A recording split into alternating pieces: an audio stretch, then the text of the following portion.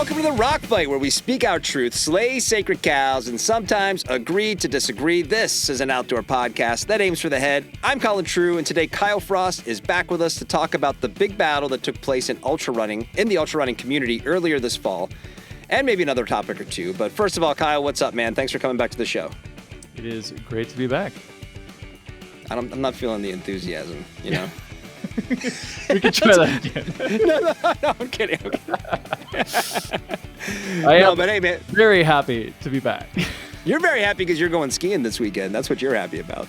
Yeah, trying to getting a little hut trip in. Might be a little low tide, but mostly walking on snow to drink at a hut rather than do some true backcountry skiing. But it'll be fun to be out there.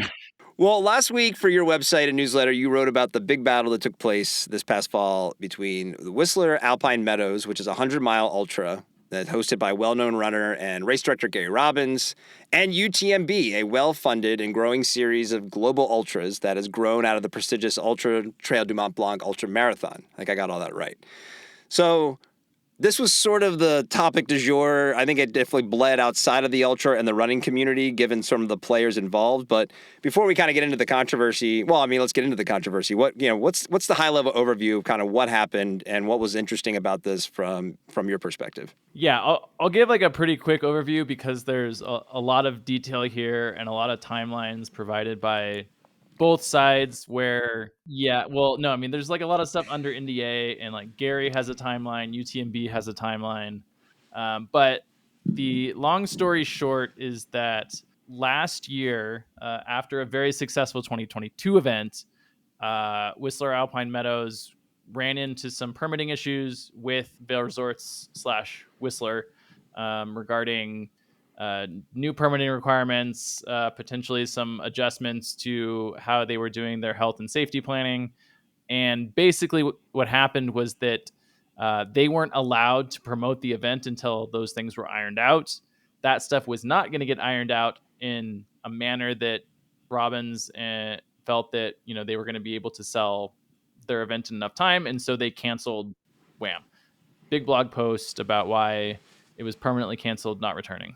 On the other end, UTMB found out about the free weekend. This is their words. They found out about it after that Gary had canceled and went through the permitting process. And then in October announced a Whistler ultra race under the UTMB brand that, is remarkably similar to Wham!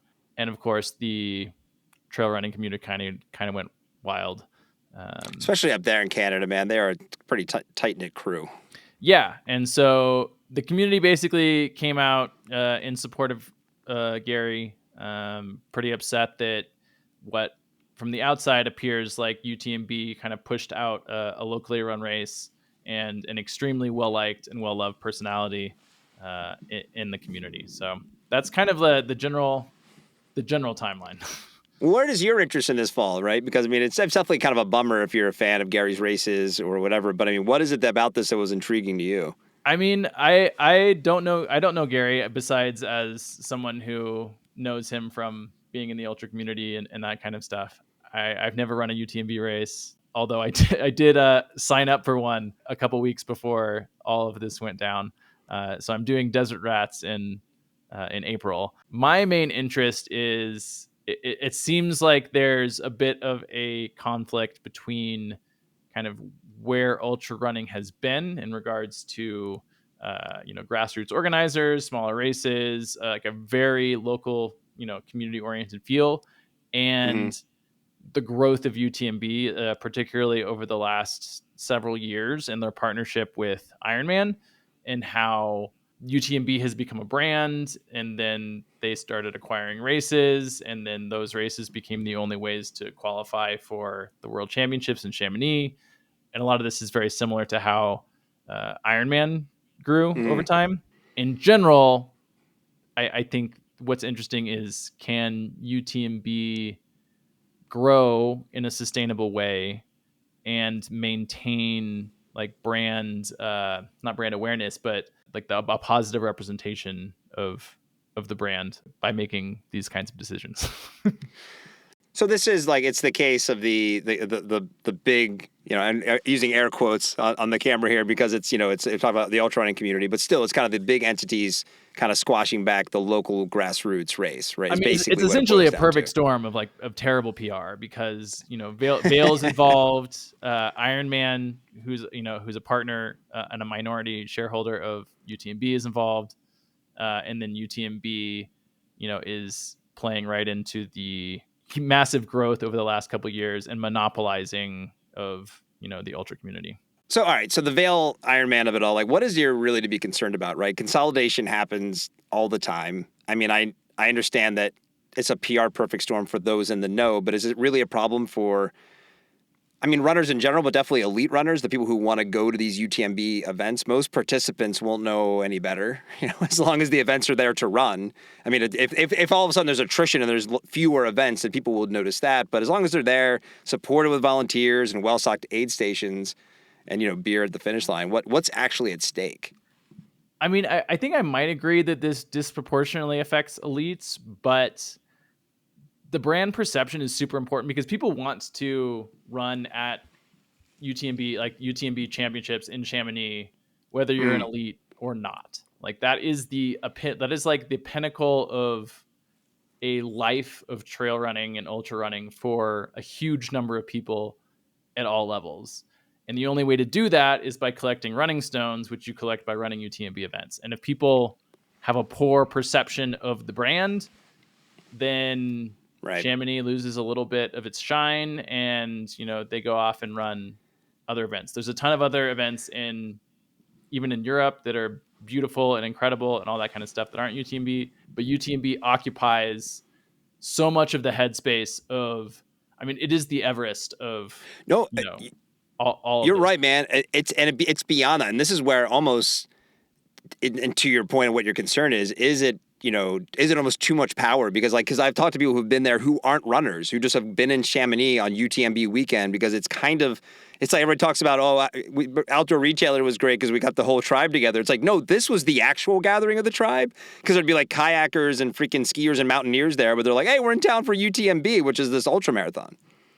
Yeah, and I think I think it's important that this isn't the New York Marathon or Boston where there's 50,000 people in a race and you have no idea who the race organizers are, right. and you do not care that it's the TCS New York City Marathon, which is like some consulting firm or something. These races are smaller. People have a lot more context to who's organizing them and how they were organized, like you have with Gary and that kind of stuff. And for example, like the Pro Trail Runner Association has released a statement how they're talking with UTMB about how they're not super stoked that I think it's Dacia, it's a car company, is like the title sponsor of UTMB because they don't feel like it really fits the values of the community. And like you said, like a lot of these acquisitions might be inevitable. Small races, not super profitable things. They're hard to run. Logistics are hard, just like small ski resorts. And these things happen, but because people are so cognizant of the community, how those things happen, is super important. Yeah, if anything, I imagine just the community is maybe where Gary feels a little betrayed almost, right? I mean, I'm sympathetic to Gary and, his company Coast Mountain Running, but kind of like, there's definitely the kind of jaded, guy who worked in business for a long time. And I'm like, you just want to almost give like the shrugging emoji in a way, like not out of apathy, but it's just like, you kind of, I feel like you probably could have seen this coming in some regard. Now, at the same time, he's up there in, BC doing his thing and putting on races, and everybody loves him, and the whole community really loves his events. And look, I ran the Squamish 50. It was a wonderful event, like it really was, even by other ultra or even just race standards. But I don't see this as anything that's particularly shocking, I guess is what I'm trying to say.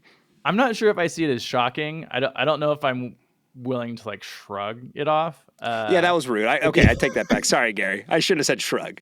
Like if you're looking at this from a non-emotional business perspective, yeah, you canceled the event. Like there's someone's probably going to step in. Right. Did UTMB do the right thing as far as keeping Gary apprised of what's happening?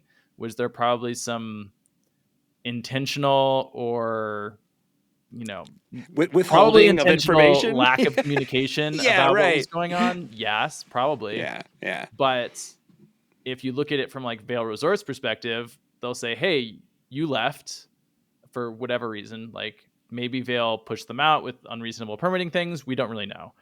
But from a business perspective, UTMB is a globally recognized brand that's bringing a ton more recognition and dollars and that kind of stuff.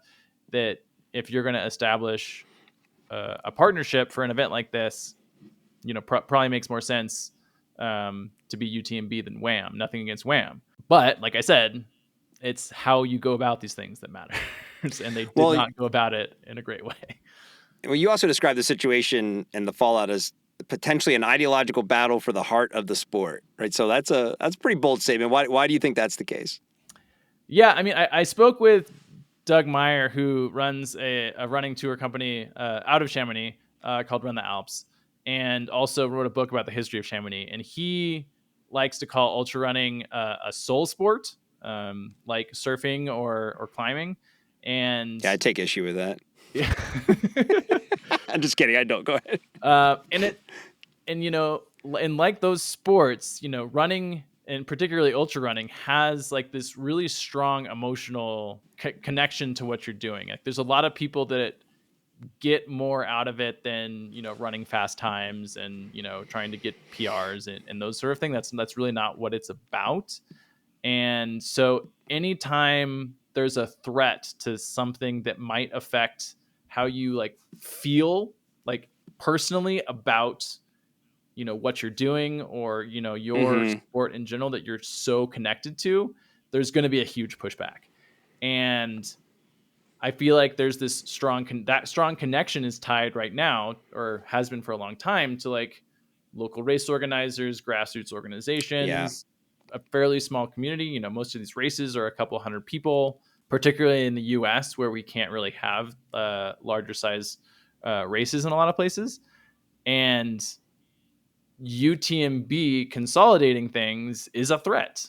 It feels like a threat because you're turning my face-to-face interactions with the person that organized this race to like a faceless organization, intentionally or unintentionally, that feels more like a business than it does a community. So I say I don't agree with that. It's mostly because I view trail running that way. I don't necessarily view ultras that way. I don't personally, in my experience, think that the length of time on trail has heightened my trail running experience. However, I did feel very enlightened just running trails in general and can get to that moment. But I get the point. I mean, is this just a sign that, ultra running and trail running is now, it's really becoming profitable enough that, like all these other sports, you mentioned climbing and there's there was definitely, how do we make climbing profitable and competitive? Surfing, same thing, right? Competitions happen all the time. So is ultra running finally becoming profitable enough that, Sauron's eye is now gazing on like the existing infrastructure to like as money-making opportunities? Oh, I think for sure. Like it's definitely grown enough popularity and participation. Obviously, brands are noticing and putting more money behind it, and every shoe brand is now into trail at this point. Like, right. A couple years ago, you couldn't say that. There were maybe 4 or 5 kind of core ones, and now Nike's got a full line, and then Nike's fully in, and amongst a bunch of other people. And like with growth and with the dollar signs comes people trying to organize it more and then push it bigger and then, get it more international recognition and then push it more and make more money. And it becomes, that vicious cycle of pretty much every sport. But yeah. I don't know. The older I get, kind of the dumber racing gets. All of these things that are kind of the soul of it and sort of, I don't know, especially ultras, and what I always took away from any sort of racing was the vast majority of us are not going to win. We're kind of here for the experience, the thing to have on the calendar to train for, and then the race day, like it's great. Logistically, it's great. It's like, okay, we have aid stations. That's awesome. And then also, high fives from volunteers and, those moments when like you feel like I'm not going to finish this. And then you come across somebody and they like high five you and it kind of gives you that jolt. I've been lobbying forever. Like, let's get the Grand Fondo style, like, trail running events going. I don't know if that's something that could ever, come about, but in terms of your experience as a runner, like, do you value the race itself? I think that's a good question. I don't know. I mean, I think ultras in general tends to balance it pretty well. Like, there's going to be that 10% of, or 20%, whatever it is, of people that are there to like race Right. and, really push things and, jockeying for position and all of that kind of stuff. But I would say on the whole, most people are there for the experience and they are there to Yeah. finish something, especially because it's not like a marathon where there's some level of consistency. Like, I don't know. Like, I ran my first 50K in 4 hours, which is pretty good. That's really good. And I ran my second 50K in like 6 because it was a much harder course. And Right. and to be fair, I had a terrible day. Somewhere around mile 13, it became the like, okay, I am here to get through this and, finish and not, do well for myself. But it definitely became more of a personal, just experience and like, where I'm getting through this. This is a challenge. I'm going to finish versus a marathon where it's like, oh, I'm constantly trying to qualify for Boston. And so my goal is, sub 3 hours or whatever. Well, so where does it sit today? So, I mean, UTMB is doing their event. I mean, I know there's been some level of boycott from some local athletes, but it still seems like that's going to go off, right? That's going to happen. I'm sure that. I'm sure that's going to happen at this point. I think there's the potential for that event maybe to like have slower than usual registration. They might have trouble attracting volunteers. Yeah. I don't expect it to really affect UTMB globally at this point yet. Sure. Like I said, I think the allure of Chamonix is just too big. I don't know. At the end of my article, I said something along the lines of, they'll be smart to like very carefully consider like their next steps. Yeah. And then immediately, hours after I published, I got sent a post by a runner who had been doing commentary for them, and she was removed as a commentator for being too outspoken. And on this topic or just in general? Trail running in general, but in this topic, and that is not that was. That's not a good move. Exactly wrong way to handle for all my forgiving comments are like, well, you probably this is about just the way it is. It's like, well, maybe don't do it hours after, like, or relatively soon after all this news breaks, Like, come on, guys, what are you doing? Yeah. You try and give people the benefit of the doubt, and that did not help. And then Gary said he was going to have another event, though, I believe, right? And is that any announcement about that? Yeah, I've also talked to other people who said that they are working in that vein. So I don't have any like knowledge on what it's going to be or where it's going to be. And that probably, those things are hard to plan and get permitted regardless of how much goodwill is out there. So, I'm excited to see what it is. I'm sure it's going to be awesome.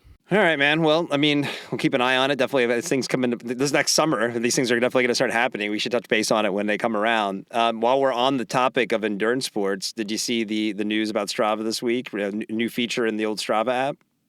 Oh, messaging, yeah. What are your thoughts on that? I think it's something that people have been asking for a long time. I see a lot of feedback here and there about, how people didn't want messaging or whatnot, and like that's fine. I think for me, coming from like a product design background and startups and that kind of thing, like it's a big feature release. It's seems to me like something that'll add value to Strava. There's a lot of people that, are planning runs or group rides and things like that, where this will definitely come in handy. There's obviously avenues for abuse as there are with any messaging feature, right? Particularly men messaging women. Which is a consistent problem across every messaging app, unfortunately. From what I can see, at least, they did launch with a fairly robust set of privacy features and, to manage who can message you and that kind of stuff. I don't know. In general, I think it's probably a positive feature for Strava. Who's sitting there like getting mad? Like, don't you dare give us messaging? Like what, and I know that people were, like you said, but it's like, what, why? Like, why, like you said, why are you taking so much time out of your day to be vocal about a feature that might come? And even when it comes, who cares? Like you said, like you can easily turn it off. It makes sense. Strava, and I definitely probably, I am sure I have shit on Strava in the past, and I probably don't even know why. I think it's just maybe because it's the marketing of it and the whole, if it's not on Strava, it didn't happen thing. I get a little of that, but if we become such a slave to the app in general that like, well, I can't, God damn it, that app that I have to open up myself and use myself, I'm going to sit here and complain about it. It's crazy to me. Yeah, I mean, I think people, they've had some like not great PR in the last year around raising prices and that sort of thing. It's an app that people pay for, and so people have opinions on what Strava should be building, and they generally think that individuals generally think that the way that they use an app is the way that everyone uses the app, and therefore right. Strava does anything that doesn't cater specifically to them, that they're wrong. And I have news for you. You're probably not the core user of Strava. Not to say that companies and designers and product people don't make stupid decisions and that aren't in the interests of the users always, but they're not stupid people. And there's 100 million people that use Strava or something like that. Like the likelihood that you happen to be the archetypal user that Strava should design their entire product strategy around is basically zero. You can extend this to all kinds of products. Like, photographers love to complain about how, whatever Instagram changed and, it's not right catering to them. And so I'm like, well, guess what? Like, have you like go on public transit and like watch how people are using Instagram and who they're following and that kind of stuff. And guess what? Like your particular use case is probably not the way that 99% of people are using it. All right, man. Well, appreciate you coming on as always, talking about this stuff. It's always super interesting hearing your perspective on these topics, and look forward to talking to you next week. Yeah, sounds great. It was I think this is a fun one, and obviously running is a thing that's near and dear to me personally, and it's a complicated issue to dive into. Right on. All right, man. Talk to you soon. See ya. All right, that's our show. Thanks as always to Kyle Frost for coming on. Do you want to reach out and give your thoughts on the state of trail or ultra running or even the Wham UTMB situation? Send an email to myrockfight@gmail.com. You can also DM the show on Threads or Instagram. The handle is @_rockfight_. Reach out today. The Rock Fight is a production of Rockfight LLC. I'm Colin True. Thanks for listening. And here to take us out, the one, the only Krista Makes with the Rock Fight fight song. We'll see you next time. Rock fight.